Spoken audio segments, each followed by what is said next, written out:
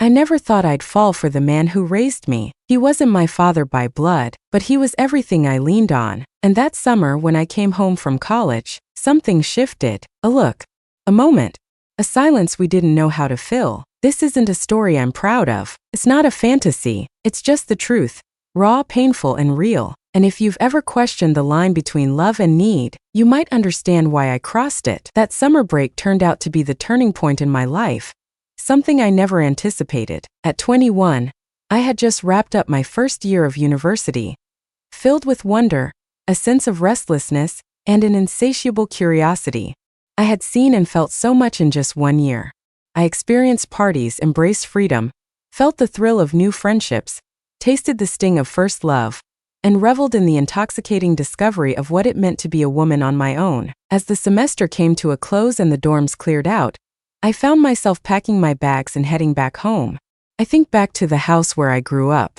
To the man who raised me. I am Ethan. I always knew he wasn't my real father, not by blood. But after my mom passed when I was little, he took on that role. I see myself not just as a provider, but as a steady, comforting force.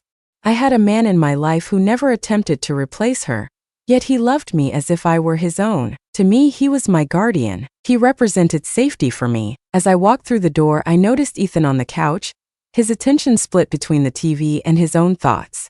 I smiled at the thought of surprising him when he didn't hear me at first. I crept up slowly behind him, tiptoeing just like I did when I was 10.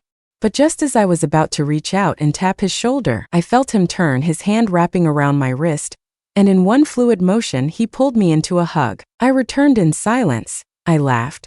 That warm, grounded voice. It felt just the same as I remembered. There was something about the way his eyes sparkled when he looked at me that I had never experienced before. I laughed and so did they.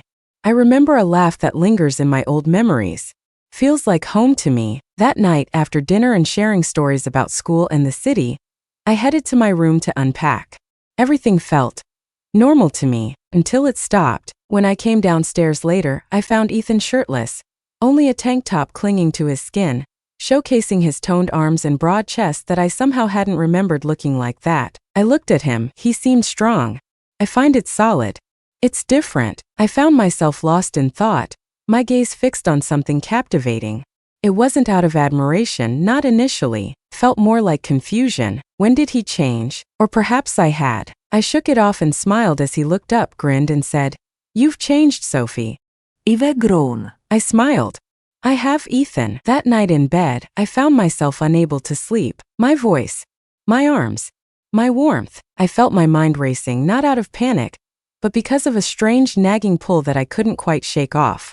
A whisper of a thought crosses my mind, one I know I shouldn't be entertaining, and yet, I found it right there. I squeezed my eyes shut. I willed the thoughts to go away.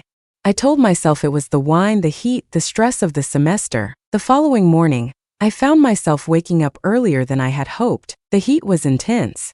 The summer heat wraps around me, clinging to my skin like a second layer. I slipped into an old t-shirt. It belonged to Ethan, actually, and made my way down the stairs barefoot. I could smell the coffee and eggs wafting through the kitchen. I stood at the stove, humming to myself, shirtless again. I wore a pair of sweats hanging low on my hips. I stopped at the doorway. I watched. I lingered for just a second too long. I turned. I smiled. Hungry? I asked, flipping a pancake. I nodded, yet the words stuck in my throat. I ate with them like I used to. It felt as if nothing had changed, but something had changed. Later that afternoon, I stepped out of the shower, wrapped in a towel, my hair still damp and my face free of any makeup. I was walking past the hallway at the same time. I met their gaze, only for a brief moment. I caught his gaze flicking briefly, almost too quickly for me to notice. Yet I did. I looked. I then looked away, and suddenly, I felt a burning sensation on my skin in places it hadn't burned before. I shut the door behind me and leaned against it, gripping the towel tightly. What was that? Was it just a fluke? A slip? Or perhaps something beyond that? That night, I found myself in my room, attempting to immerse myself in a book.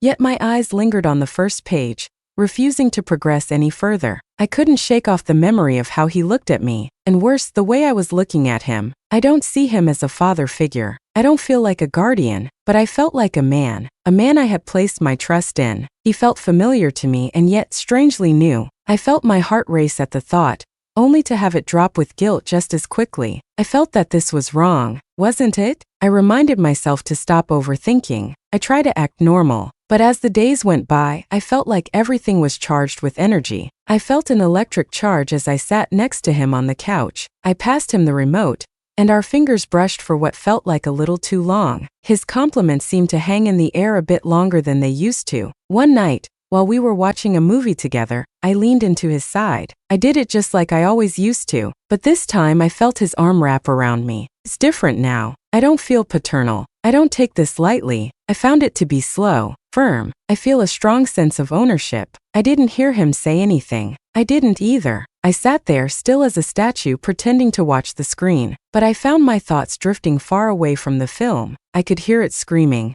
"This is crossing the line." But my body? I leaned in closer. I found myself unable to sleep that night. I lay in bed, sheets kicked off, my heart thumping as I replayed every second of that moment. My breath. My grip. I stayed right where I was. I found myself wondering, was I imagining things? Or was there something shifting between us? And if that's the case, who made the first move? But even as sleep finally came, the last thing I saw was his face. I remember the night it happened. It rained. It was one of those slow, heavy summer storms, with thunder rolling in the background like distant warning drums. It was the kind of night that could lead to memories or regrets. I noticed the power flicker just after dinner. I watched as half the house dipped into darkness. I lit a candle in the living room. Only one. I felt the shadows cast against my face. Sharp, flickering, cinematic. I found myself lingering downstairs for longer than I typically would, and I couldn't quite put my finger on why. I curled up on the couch in my oversized hoodie, tucking my legs underneath me. I was reading, or at least acting like I am. I watched the candlelight dance in his eyes, and in that moment my thoughts drifted away from ethics. I found myself contemplating the sensation of kissing him. I realized what I was doing. I froze, but before I could excuse myself, I felt his gaze on me. They really looked at me. "Sophie," I heard him say, almost a whisper. "What's going on?" That was it for me. I wrote a sentence, gentle, but it opened something wide up. I chose not to respond. I moved in closer. I didn't move away. I felt fear, but it wasn't directed at him. About me. I was about to do something. I was aware of what we were both letting happen, but I felt it was inevitable. It felt as if I had been tiptoeing toward this edge for days, weeks, maybe even years. And now, I jumped. I felt the kiss linger, slow and tender. I felt almost hesitant. It felt as if I was asking for permission with every inch. When my lips met theirs, it wasn't passionate, it was terrifying. Because I knew what it meant, and so did they. What I broke. And still I didn't stop. I moved through it like a sleepwalker. I felt my hands searching, my heart pounding, and my thoughts screaming. I heard him say my name, and it felt like a question. I responded as if I were making a vow. I took off my clothes not out of lust, but out of reverence. Each moment felt like it lasted an eternity, and when it was over, I lay there in the dim glow of the candle, not speaking. What could I say? I couldn't find any labels for what we just did. I didn't use any names that might make it feel less wrong. I just breathed, and then there was silence. It was skin against skin. Later that night, I found myself waking up in my own bed. I can't recall how I got there, but I could already feel the weight of what happened crushing me. I curled into myself. I felt like a child. I felt like a criminal.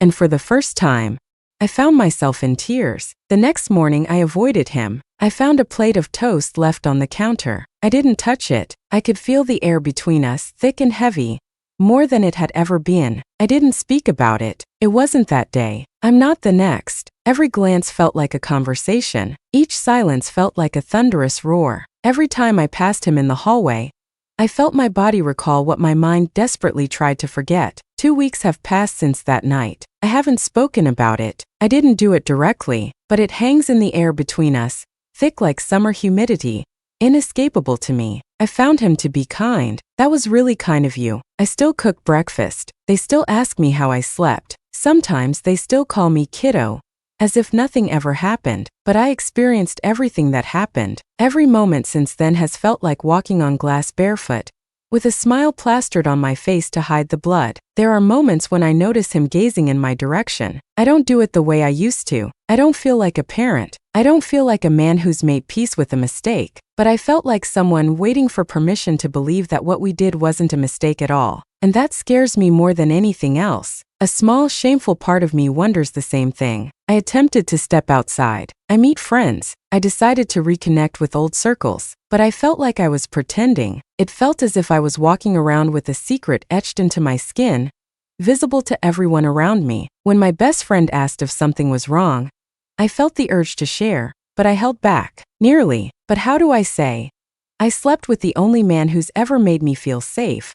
And it was the man who raised me? I bury it. It goes deeper than guilt. It feels deeper than grief. I carry it like a shadow. Last night I discovered him sitting in the backyard, all by himself, shrouded in darkness. I stood behind the screen door, observing him closely. I noticed he looked older. I felt not just tired, but as if I was holding something heavy inside. I stepped outside. I didn't say anything for a long time. I just sat there. I found the night to be quiet.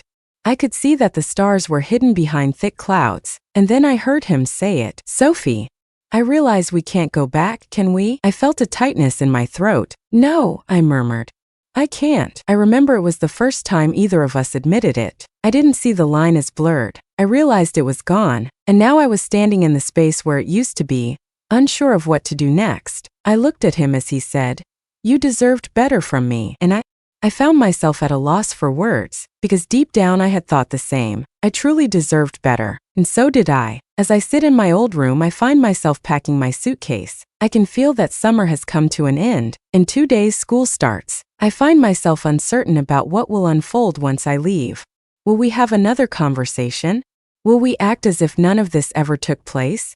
Will we ever come to terms with what we've done? However, I am aware of this. Some lines, once I crossed, didn't just damage my relationship, they damaged who I am. This story isn't meant to serve as a warning, or maybe it's a confession, or maybe I should just say I'm sorry. It's simply a truth I hold. I faced a raw, uncomfortable, complicated truth, and as I watch this, I can feel something stirring in my own chest. I ask myself, backhand index pointing right, I often find myself questioning where my lines are. Backhand index pointing right, I wonder what I would be willing to lose to cross them. That night, I lost a part of myself. I find myself wondering if I'll ever get it back. Looking back, I'm still not sure if what we had was love, or just two people lost in their own silence. But I know this, some mistakes don't need fixing. They just need to be felt so we can learn to never repeat them. If you've ever found yourself at the edge of a line you knew you shouldn't cross, you're not alone. Leave a comment if this story made you feel something. And if you want more raw, honest stories like this, you know where to find me. Hit subscribe, I'll be here.